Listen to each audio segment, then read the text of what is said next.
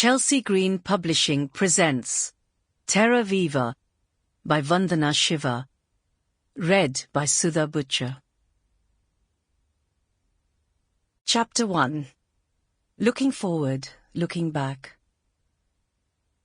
I was born in the Doon Valley in 1952, to a father who had become a forest conservator after leaving the army, and a mother who had become a farmer after leaving a senior government job in education.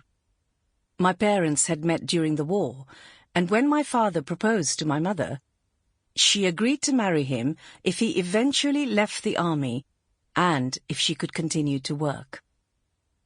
They also decided to give up their caste name as part of the anti-caste movement, which was a very significant part of our independence struggle, and adopted the caste-neutral Shiva.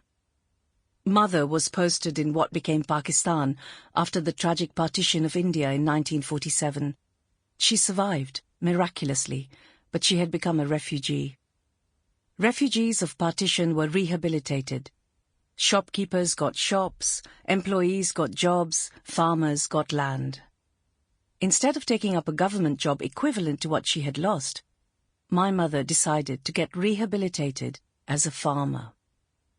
I was born 5 years after partition, and my childhood was shaped by the forests in the Himalaya, where my father was posted, and by my mother's farm in the foothills. Nature was my first inspiration, and the study of nature my first passion, which is how I ended up becoming a physicist.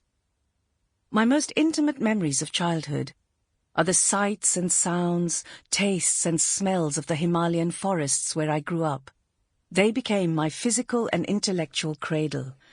I feel a deep umbilical connection to forests of rhododendron, oak and deodar, and to mountain streams.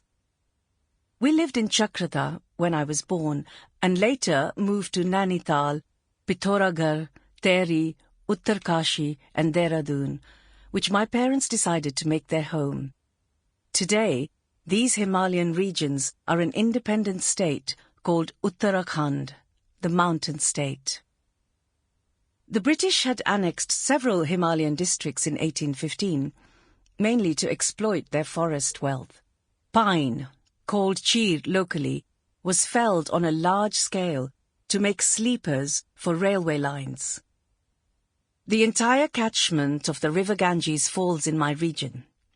In the Garhwal Himalaya, an Englishman, Mr. Wilson, obtained a lease in 1850 to exploit all the forests of the Bhagi.